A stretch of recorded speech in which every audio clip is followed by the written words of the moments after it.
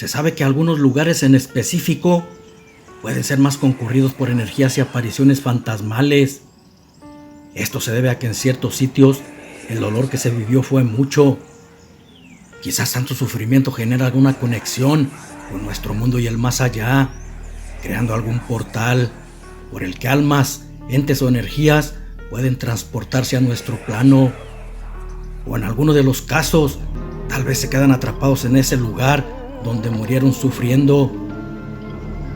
Los hospitales, por ejemplo, en ellos hay mucha muerte y por ende sufrimiento y dolor, siendo los lugares donde más presencias fantasmales se suscitan. Las casas abandonadas, en las que practicaron algo que desataron el mal, como pactos, brujerías, ritos, conjuros o asesinatos. Por esto en ellas siempre habitará el mal con presencias malignas. Y aunque les parezca increíble, también las iglesias son habitadas por lo paranormal. No olviden que ahí es el último recinto donde llega un cuerpo después de morir y queda impregnado algo de su esencia, aun siendo la iglesia. Según se sabe, los espíritus tienden a recoger sus pasos después de partir, haciendo un recorrido por donde anduvieron en vida hasta recolectarlos todos. Es entonces cuando alguien puede ver su fantasma o energía.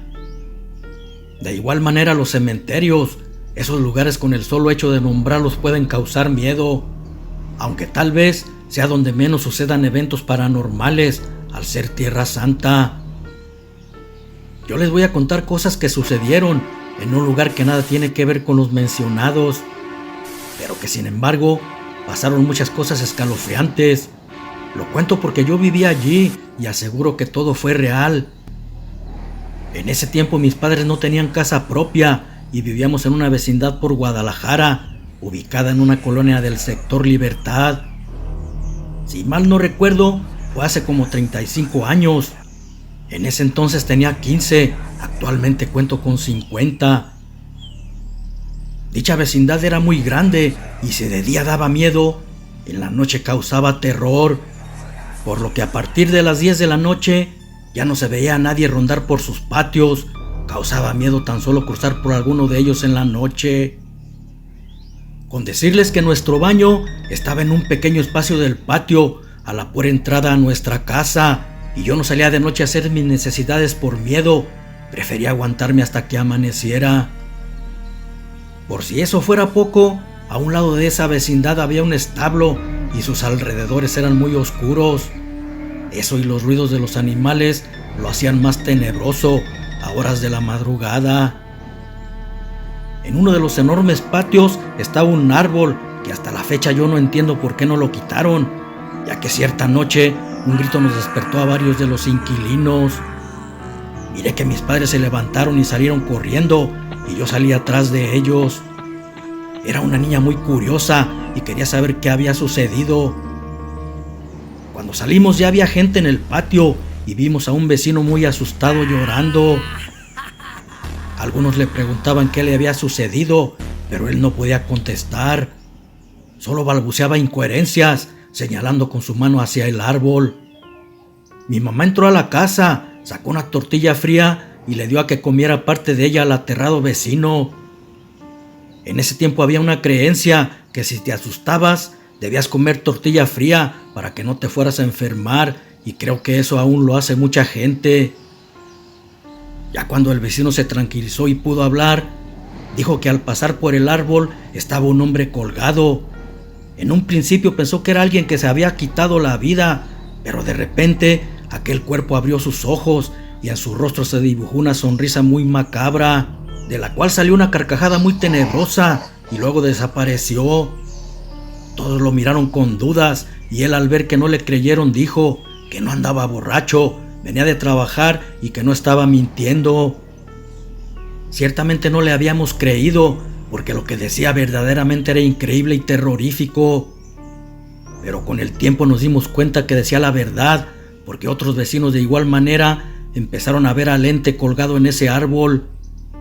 Ante ese suceso más miedo me dio salir de noche, y no nada más a mí, porque también la gente adulta sentía temor.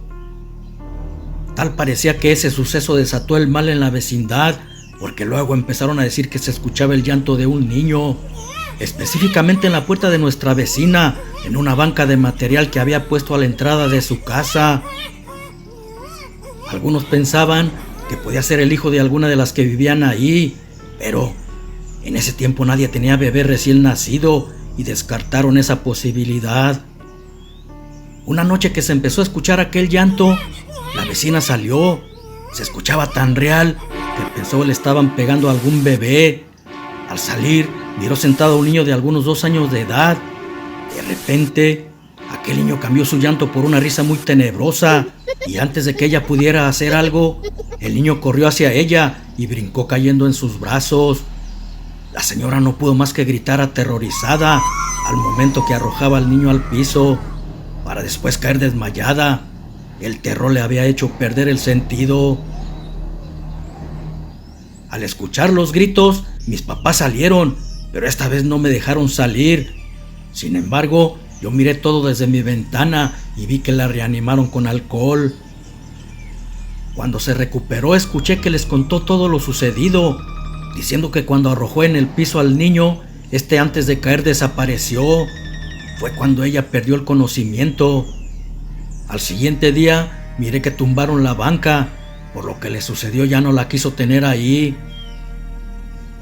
Estos sucesos paranormales se fueron incrementando, y porque llevaron a un cura a bendecir la vecindad, dejaron de suceder. Sí se calmaban por un tiempo, pero después regresaban con más intensidad. Mis hermanos y yo les pedíamos a nuestros padres que nos fuéramos a vivir a otra parte. Verdaderamente teníamos mucho miedo salir hasta de día, porque se apreciaba muy tétrica esa edificación.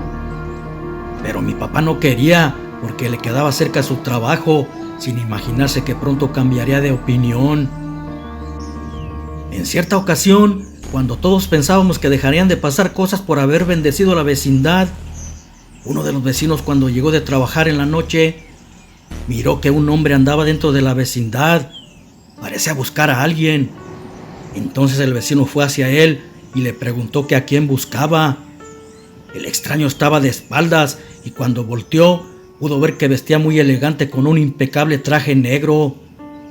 Pero también vio que su rostro no era el de una persona, porque se le veían cuernos, una sonrisa maléfica y sus ojos destilaban fuego. Al mirar sus pies vio que no eran humanos. Tenía uno de gallo y una pata de cabra. Con una risa tenebrosa le contestó que venía por él. De repente desapareció. Luego lo vio en el techo de la vecindad, brincando y corriendo como loco, por todo su alrededor entre tenebrosas risas. Este suceso hizo que nuestro vecino parara en el hospital con una fuerte crisis nerviosa por tan escalofriante suceso vivido. Mi papá nos contó esto porque eran amigos y él se lo contó un día que fue a visitarlo al hospital.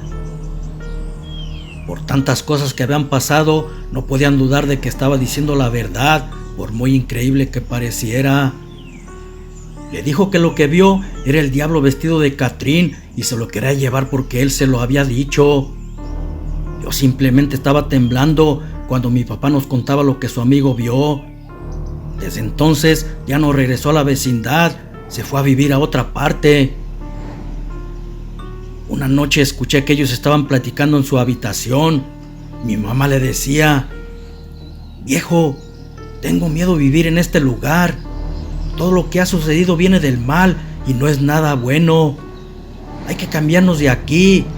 Hagámoslo por nuestros hijos. También ellos están atemorizados». Mi papá le contestó que ya lo había pensado, pero que estaba esperando un préstamo que le iban a dar en su trabajo para poder moverse a otro lado. La verdad, cuando lo escuché decir eso, me puse feliz. Por fin nos íbamos a ir de ese maldito lugar. Se los dije a mis hermanos y también ellos se pusieron muy contentos. Al siguiente día, un sábado por cierto, era el día que le pagaban a mi papá. Antes de irse a trabajar, le avisó a mi mamá que haría horas extras. Necesitaban dinero para podernos salir de ahí. Entonces llegaría un poco tarde. Así pasó el día, luego la tarde, hasta que llegó la noche. Exactamente eran las 12 cuando mi papá entró a la casa corriendo, sudoroso y muy agitado. En sí venía muy asustado y dio un portazo cerrando la puerta. Quería decirnos algo, pero no podía pronunciar palabras, solo tartamudeaba repitiendo lo mismo. Mi mamá le metió un pedazo de tortilla fría a la boca y le dijo que se la tragara. Luego le dio un trago de mezcal para que se controlara. Después de un rato de agitados respiros, empezó a contarnos que al entrar a la vecindad se topó con dos viejitas y al tenerlas frente a él se le quedaron viendo. Luego murmuraban entre ellas, moviendo sus bocas, pero no les salían palabras. Querían decir algo, pero no emitía ningún sonido su voz. Parecía que solo se entendían ellas. Dijo que a esas ancianas nunca las había visto afuera ni en la vecindad, pero que eso no fue todo, porque después, a pesar de su edad para ser unas ancianas encorvadas, con un rápido movimiento se pusieron a un lado de él y lo tomaron de sus brazos para llevárselo. Sintió escalofríos y al punto del desmayo como pudo se zafó de ellas. Aunque sus piernas le temblaban por el miedo, como pudo corrió. Antes de llegar a la casa, volteó a ver a las viejitas y pudo ver que ambas tomaban una apariencia demoníaca. Luego entre escalofriantes risas se esfumaron. Sinceramente yo miré a mi papá bien asustado. Hasta pensé que se iba a enfermar como su amigo. Gracias a Dios no le pasó nada. Tal vez porque mi mamá le dio tortilla fría justo a tiempo. En la mañana, muy temprano se levantó y se fue a buscar otra casa para salirnos de ahí. Por fortuna sí encontró, por allá en la colonia Jalisco, y ese mismo día nos salimos. ¿Qué sería lo que habitaba allí? No lo sé. Tal vez antes hicieron algo malo en ese terreno, o simplemente era un cementerio antes de construirla. Tiempo después, le dieron su liquidación a mi papá y nos compró un terrenito donde construyó una pequeña casa, donde vivíamos felices sin espantos. A los 18 años me casé y me vine a vivir a Tijuana. Sé que esa vecindad por tales sucesos hoy día está abandonada. No lo niego, aún siento miedo, pero tengo la curiosidad de algún día ir a visitarla, nomás para ver si aún existe esa espeluznante vecindad y si está el árbol después de 35 años en el que se aparecía aquel ente que nos asustó a varias personas.